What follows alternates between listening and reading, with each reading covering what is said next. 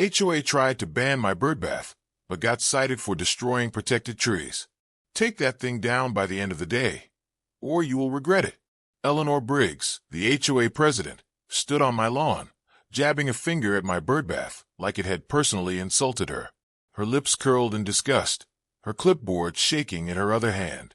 Behind her, 2 other board members stood with smug grins, as if they had nothing better to do than wage war against a stone basin filled with water. I crossed my arms, refusing to step back even though she was so close I could smell the coffee on her breath. Regret it how? She huffed, flipping through papers. You're in clear violation of Section 7, Article 4B. No unauthorized lawn ornaments, fixtures, or unsightly installations. You're ruining the aesthetic harmony of the community. I scoffed. Aesthetic harmony? Do you mean like Ted's pink flamingos? Ted, 2 houses down, had an entire plastic zoo in his yard. No one said a damn thing. Eleanor's nostrils flared. Ted's been here 20 years. He's grandfathered in. I smirked. Ah, so the rules don't apply equally. Good to know. Listen, smartass. Eleanor took a step closer. I don't have time for your games. Take it down, or I'll make sure this neighborhood becomes very unpleasant for you. I could feel my heartbeat hammering in my ears, but I stayed calm. Are you threatening me? One of the board members chuckled. No, sweetheart. We're warning you. Eleanor held up a yellow citation notice and slapped it against my chest. You have 24 hours before the fines start. Keep pushing, and I'll personally see to it that you're drowning in penalties before the week's out. I took the paper slowly, glancing down at the ridiculous fine amount, $500 per day. My jaw was clenched. This wasn't about a damn birdbath. It was about control. And they thought they could bully me into submission? Big mistake. Initial setting. Welcome to the HOA war zone. When I bought this house, I thought I was moving into a peaceful, picturesque neighborhood. The kind where people waved at each other and kids rode bikes in the cul-de-sac. But within weeks of moving in, I realized this place had a dark little secret. Eleanor Briggs ruled it like a personal dictatorship. She controlled everything. What flowers were allowed, what color your shutters could be, how long your grass could grow before you got a citation in the mail, and most importantly, who got away with what. The HOA was her kingdom, and the board? Nothing but her lackeys. I had heard the warnings from my neighbors, the whispers, the be careful, the don't get on Eleanor's bad side. But I hadn't heard. When I placed that small, decorative stone birdbath in my yard, I had no idea it was a declaration of war. And now, I had 24 hours to either bow down or fight back. First contact, a bad beginning. I could have ignored it. I could have rolled over like everyone else. Instead, I did the one thing that no one in this neighborhood had dared to do in years. I stood my ground. That afternoon, I walked over to my driveway just in time to see Eleanor marching back down the street, clipboard still in hand. Eleanor, I called. She stopped, turned on her heel, and smirked like she had already won. You're wasting your time, she said, unless you're here to tell me you've changed your mind. I held up the citation notice. I had a question. She sighed dramatically. What? I tore the notice in half, then into quarters. Then, for good measure, I let the pieces flutter to the ground at her feet. Eleanor's jaw dropped. You little. I'll see you in court. I grinned. Her face turned a deep, furious red, her hand tightening around her clipboard like she wanted to use it as a weapon. You are making a huge fucking mistake. Her voice was ice cold. I tilted my head. Guess we'll find out. She turned, stalking back toward her house, her heels clicking against the pavement. But not before I caught her muttering under her breath. By the time I'm done with you, you'll be begging to leave this neighborhood. I watched her go, my hands tightening into fists. Let her come. This wasn't over. It was just getting started. The next morning, my phone buzzed with an urgent email from the HOA. Subject line: Final warning, immediate action required. I opened it, already knowing it was more bullshit. I laughed. Out loud. This woman thought she could scare me into backing down? I stepped outside and nearly lost my shit. A bright red violation notice was staked into my lawn. It wasn't just taped to my door. It was publicly displayed, right where every single neighbor could see it. Oh, Eleanor wanted a war. She was about to get one. I ripped the sign out of the ground and flung it into the trash. Then, I grabbed my phone and took photos of every single yard in the neighborhood. Ted's plastic flamingos, the oversized garden gnome on Mrs. Patterson's lawn, the custom mailbox shaped like a giant fish across the street. I attached the photos to my reply email. I hit send and leaned back with a grin. Let's see her try to explain that one. That afternoon, I noticed a silver Lexus rolling slowly past my house. Eleanor. She wasn't alone. Another board member sat in the passenger seat, watching as she whispered into her phone. Within the hour, I got a call from an unknown number. Hello, Mr. Reynolds. This is Mark Hayward from the HOA Compliance Committee. We've received reports that you are continuing to violate community standards. Oh yeah. Who reported me? That information is confidential, Mark said smoothly. But I'd advise you to comply before this situation escalates. I smirked. Escalates? What are you going to do, Mark? Should I take my mailbox hostage? A long pause. Then in a low, controlled voice, he said, I suggest you take this seriously. Click. A few minutes later, another email bomb hit my inbox. This was no longer about the Birdbath. This was a full-blown targeted attack. And I wasn't just going to sit back and take it. If Eleanor wanted to play dirty, then fine. I'd make sure she drowned in her own rules. I started digging through the HOA's official regulations, the ones Eleanor assumed no one ever actually read. And guess what? She was violating at least half of them. HOA funds were being used for unauthorized expenses. Certain properties were getting special exemptions. The board was enforcing rules that weren't even in the official bylaws. And the biggest bombshell, the HOA was never legally approved to remove trees without a government permit, which meant the entire tree removal project Eleanor pushed through. 100% illegal. I spent the next 2 days gathering every piece of evidence I could. Screenshots, emails, photos, recorded conversations. I even found a state law that protected certain trees in residential communities. Cutting them down carried massive fines, not for homeowners. For the HOA itself, I had the smoking gun. Now, I just had to wait for Eleanor to dig her own grave. Day 3 of my rebellion. At 8 a.m. sharp, a white HOA compliance van pulled up in front of my house. 2 men in polo shirts stepped out, holding clipboards and measuring tape like they were about to forensically examine my lawn. I leaned against my porch, coffee in hand, and watched. One of them, a stiff-looking guy with a name tag that read Carl, cleared his throat. We're here to conduct a property compliance check. I took a sip of my coffee. Knock yourselves out. They spent 30 minutes walking around, taking notes, murmuring to each other, pretending like my yard was some kind of criminal investigation scene. Finally, Carl turned to me. Your trash bins weren't pulled back fast enough after collection day. That's a fine. I raised an eyebrow. Really? I counted at least 4 houses on this street that still have theirs on the curb. Carl didn't respond. Instead, he handed me a citation. Fine, $100. I folded it neatly, stuck it in my pocket, and smiled. Perfect. Now, do me a favor and tell Eleanor I'm keeping a tally. When this is all over, she's going to have a lot of explaining to do. Carl swallowed hard. Have a good day, sir. They left in a hurry. They knew. They fucking knew. By that evening, half the neighborhood had heard about the fight. Some people cheered me on in secret. Others sided with Eleanor, terrified of retaliation. At the grocery store, Mrs. Martinez, a woman in her 60s, stopped me. Be careful, she whispered. Eleanor's had people forced out before. You don't want to be next. I met her gaze. I'm not going anywhere. She hesitated. Then, her voice lower, she said, good.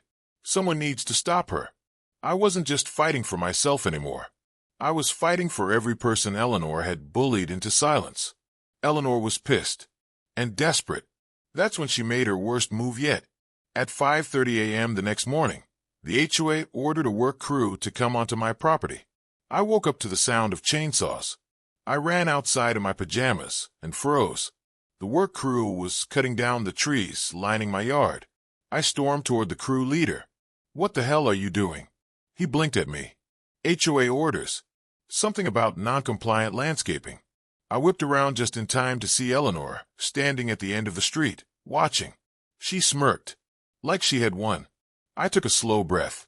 Then, I pulled out my phone and pressed play on the recording, because I had already reported this illegal tree removal to the city. Eleanor just committed a crime, and I had the evidence to bury her. I gave her one last look. She didn't know yet, but she was already fucking dead. I stood there, watching as the chainsaws roared, ripping through my trees. My fucking trees. I clenched my fists so hard my nails dug into my palms. The HOA had already fined me, threatened me, and harassed me. But now, they were physically destroying my property. This wasn't about a birdbath. This was about power. Eleanor had sent her goons at the crack of dawn, knowing I wouldn't have time to react. But she screwed up, because this time, I was ready for her. I stormed toward the work crew, heart pounding, phone recording everything. Stop. Right. Now. The crew chief, a burly man with sweat dripping down his forehead, pulled off his hard hat. Look, buddy, I've got work orders from the HOA. Says these trees are unapproved and need to be removed. I stepped closer. You got that order in writing? He hesitated. I raised my phone. You realize what you're doing is illegal, right? These trees are protected by state law. If you touch another branch, you're looking at thousands of dollars in fines. The crew exchanged nervous glances. One guy killed his chainsaw immediately. I turned and locked eyes with Eleanor, who stood down the street, arms crossed, watching. She knew. She knew I had caught her, and she was pissed. That's when the city inspector pulled up. A white truck rolled onto my driveway, a man in a tan uniform stepping out, clipboard in hand. You the homeowner? He asked. I nodded. And you're just in time to see the HOA committing an environmental violation. I waved at the tree stumps, the sawdust still fresh in the air. The inspector's face hardened. I need to see the work authorization for this removal. The crew chief paled and looked at Eleanor. She didn't say a word, because she didn't have the paperwork. The inspector pulled out a citation slip and started writing. This is a Class 2 violation. Destruction of protected trees on private property. The HOA is looking at a $15,000 fine per tree unless they can provide a state permit. The silence was delicious. Eleanor's jaw tightened. There has to be a misunderstanding. The inspector kept writing. There's no misunderstanding. The only question is whether this is criminal negligence or intentional property damage. Either way, someone's going to be paying up. Boom. I looked at Eleanor, grinning. She looked like she wanted to strangle me. But this was only the beginning. That night, the HOA war exploded. Some neighbors cheered me on, while others whispered that I was causing trouble. I didn't care. I had exposed the HOA's bullshit, and suddenly, people were talking. At the grocery store, Mrs. Martinez, the woman who had warned me earlier, grabbed my arm. Did you hear? Eleanor's been calling board members all day, trying to cover it up. I grinned. Let her try. Down the street, I noticed Ted, the guy with the pink flamingos, giving me a slow nod of approval. Even the people who didn't like me were realizing that Eleanor wasn't invincible. And that scared her more than anything. 3 days later, she tried to strike back. It started with a letter in my mailbox. A formal notice that my house was now being reviewed for violations of community standards. Then came the threats of legal action. Then the rumors. Neighbors started getting emails warning them about unruly residents who refused to follow the guidelines. A few people even started avoiding me. Eleanor was doing damage control. But I was one step ahead. Because while she was playing dirty, I was getting ready to bury her. I filed an official complaint with the city. I gathered every HOA rule violation she had ignored, every house she had let slide, every favor she had granted her friends on the board. And then, I went public. I printed flyers with the illegal tree removals, the financial mismanagement, and the selective enforcement. I stuck them on community bulletin boards. I emailed them to everyone on the HOA mailing list. I even created a Facebook group, HOA Victims of Eleanor Briggs. Within hours, people started sharing their stories. The cracks in Eleanor's empire were starting to show. And then she made her biggest mistake yet. 2 nights later, I got home from work and found something that made my blood boil. A final eviction notice was taped to my front door. I ripped it off, my hands shaking. Expulsion. They were trying to kick me out of my own damn house. I took a deep breath. Then slowly I smiled. Because I knew something Eleanor didn't. The trees she destroyed? They weren't just protected under state law. They were protected under federal conservation laws. And I had already reported her to the EPA. Eleanor thought she was winning. She thought she could bully me into leaving. She had no fucking clue that by morning, the government would be knocking on her door. The morning Eleanor Briggs' world collapsed, the neighborhood was buzzing. Not because of a new HOA decree. Not because of one of her fake-ass urgent community updates. But because at 7:45 a.m. sharp, a fleet of government vehicles rolled into the neighborhood. A black SUV marked EPA Enforcement Division. Oh yeah, this was going to be beautiful. I stood on my front porch, sipping my coffee as Eleanor rushed out of her house in a panic, still in her silk robe and slippers, hair and rollers. She was halfway down the driveway when a sharp voice stopped her in her tracks. Eleanor Briggs? She turned to see a stern-faced man in a dark suit stepping out of the EPA SUV, a thick folder tucked under his arm. This is a formal inquiry into multiple reported environmental violations committed under your authority as president of the Meadowlark Homeowners Association. Boom. Right there. On her front lawn. With half the neighborhood watching. Eleanor froze. I could see it. Her brain scrambling, trying to figure out how to squirm out of this one. But she couldn't. Because she didn't know what I knew. I casually strolled down my driveway, joining the small crowd that had formed. Eleanor turned to me, her face twisted with rage. You, she hissed. I smirked. Me. The EPA official cleared his throat. Mrs. Briggs, you're being investigated for the illegal removal of protected trees under state and federal conservation laws. Failure to obtain the proper permits before ordering tree removal has resulted in multiple violations, with fines currently estimated at. He flipped a page in his folder. $175,000. Silence. The kind of dead, choking silence that crushes a person's soul. Eleanor's mouth opens and closes like she is struggling to breathe. Then she snapped. This is outrageous. That's a mistake. It's not a mistake, I cut in. I held up my phone. You know what's funny, Eleanor? You were so busy coming after me. You didn't stop to think that maybe I'd be recording you. I pressed play. And right there, in front of everyone, Eleanor's voice played back crystal clear. By the time I'm done with you, you'll be begging to leave this neighborhood. Get rid of those trees. I don't care what the rules say. Just make it happen. The crowd gasped. Eleanor staggered back, like she had been physically hit. The EPA agent's face darkened. That's very damning evidence, he said. This will be included in our report. Eleanor snapped her gaze back to me, eyes burning with pure hatred. You little shit. I took another slow sip of my coffee. Keep talking, Eleanor. Please. Dig that hole deeper. The EPA wasn't the only agency with a bullseye on Eleanor. The city inspector stepped forward next. Mrs. Briggs, we also need to discuss unauthorized fines and misuse of HOA funds. Eleanor spun around, eyes wide. What? That's ridiculous. He pulled out a stack of documents. The city received multiple reports of financial misconduct within the HOA.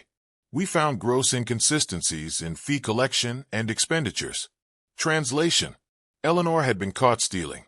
Oh, I added, just to be an asshole.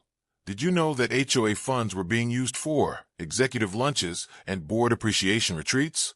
The crowd murmured, eyes narrowing at Eleanor. Oh, and that lovely new patio furniture outside the HOA office. Paid for entirely with homeowner dues. You lying bastard. Eleanor shrieked. I grinned. No, Eleanor, you're the lying bastard. I just made sure everyone else found out. The city inspector sighed. Mrs. Briggs, you're officially under investigation for financial misconduct. I didn't think it was possible, but Eleanor's face got paler. She turned, looking for anyone, to defend her. No one did. Even her board members were stepping away from her. An hour later, the EPA agents and city officials were still digging through paperwork, questioning board members. Eleanor. She was sitting on her front steps, shaking, staring at the violation notices piling up in her hands. Me. I enjoyed the show. The moment the city inspector announced that all illegal fines were being refunded, people cheered. And the best part? Eleanor was being suspended from the HOA board, effective immediately. Her lackeys had thrown her under the bus to save themselves. One of them, Mark, the same guy who had called to warn me, actually came up to me. I didn't realize how bad it was, he mumbled. I shrugged. You knew exactly how bad it was.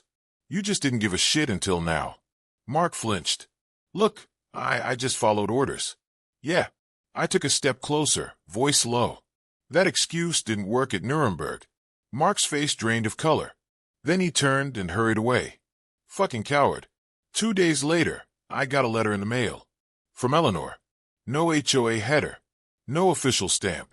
Just a handwritten note on cheap paper. I read it. Then I laughed. This was over. Eleanor just hadn't accepted it yet. Because in 1 week, there would be an emergency HOA election, and I had already started rallying people to vote. By the time it was over, the entire HOA board would be replaced. And Eleanor, it would be nothing more than a bad memory.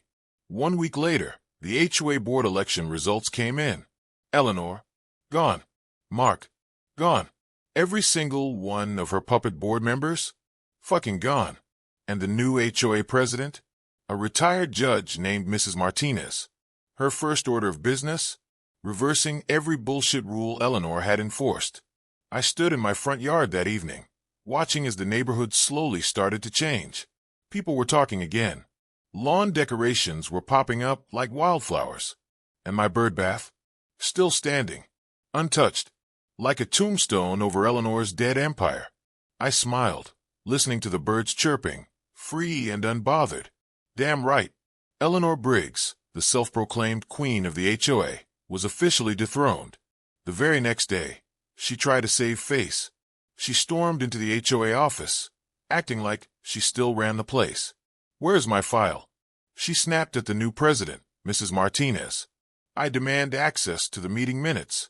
Mrs. Martinez, a woman who had spent 30 years as a judge and had taken zero shit from anyone in her entire life, barely looked up from her paperwork. Eleanor, she said, voice smooth as glass. You don't work here anymore. Eleanor's eye twitched. I built this HOA. I have every right to oversee. Mrs. Martinez cut her off with a slow, satisfied smile. No, you don't. The board voted you out. You're just a homeowner now. Silence. You could practically hear the wheels grinding in Eleanor's head. She had no power, no special privileges, no clipboard army to back her up. For the first time in decades, she was just like everyone else. Eleanor's face twisted in rage. You'll regret this, she hissed. Mrs. Martinez didn't even blink. You're free to file a complaint. Eleanor's mouth opened and closed, but she had nothing left to say. She turned and stormed out, slamming the door so hard the windows rattled. The reign of Eleanor Briggs was officially over. 2 days later, the HOA board held their first official meeting. And for the first time in years, people showed up. It wasn't just the usual crowd of Eleanor's lapdogs. It was everyone. The new board members, ordinary homeowners, people who had been screwed over by Eleanor's petty power games. Mrs. Martinez stood at the front of the room, cleared her throat, and made the announcement that changed everything. Effective immediately, all illegal fines issued by the previous administration will be voided. Cheers erupted. Neighbors clapped. Then came the second bombshell. Furthermore, Mrs. Martinez continued, we will be refunding all improper HOA fees taken under Eleanor Briggs's leadership. Gasps. Whispers. And then, laughter. Not the good kind. The angry, bitter kind. Because everyone knew what that meant. Eleanor hadn't just been power-hungry. She had been robbing them blind. One guy in the back stood up, voice shaking. She took my mother's money when she was on disability. A woman near the front clenched her fists. She threatened to evict me over a garden gnome. The floodgates were open. People finally spoke up. And Eleanor. She wasn't there to stop it. 1 year later, I stepped outside onto my porch and took in the new neighborhood. The difference was staggering. Where there had once been rigid uniformity, there was now color, personality, and life. Ted's pink flamingos? Still standing. Mrs. Patterson's oversized garden gnome? Now, it is part of a whole collection. Even the guy with the ridiculous fish-shaped mailbox had upgraded. Now it was a giant shark, mouth open, swallowing letters whole. And no one gave a damn. People were happy. They gathered on their lawns. Kids rode bikes again. The HOA. Still there. But now, it served the community. No more power-hungry tyrants. No more bullshit fines. Just people looking out for each other. As I leaned against my porch railing, a car pulled into the driveway across the street. I smirked. Eleanor. She stepped out, looking smaller than she used to. The once iron-fisted queen of the HOA was now just another bitter old woman in the neighborhood. She saw me. I raised my coffee cup in a mock toast. She turned, slamming her car door shut and stalking inside, ignoring me completely. Because she knew. She had lost. And I had fucking won. That evening, I sat outside as the sun dipped below the trees, casting long golden shadows across my lawn. The birdbath, the very same one that had sparked an all-out war, still sat right where I put it, untouched. A few sparrows hopped along the edge, splashing in the water, completely oblivious to the history behind it. I laughed to myself. It was stupid. It was just a small stone birdbath. And yet, it had brought down a tyrant, exposed corruption, changed an entire neighborhood. Not bad for a $60 purchase. I leaned back in my chair, listening to the sound of birds chirping, the rustling of leaves, and the distant laughter of kids playing. And for the first time in a long, long time, this place felt like home. The end. This wasn't just a battle over a birdbath. This was a battle over control. Eleanor and her HOA goons thought they could scare people into submission. They thought no one would fight back. They were wrong. Because the truth? Bullies only win if you let them. And sometimes all it takes to bring them down is a little stone basin filled with water. Oh, and in case you were wondering, Eleanor tried to fight back. She hired a lawyer, filed appeals, tried to run for the HOA board again.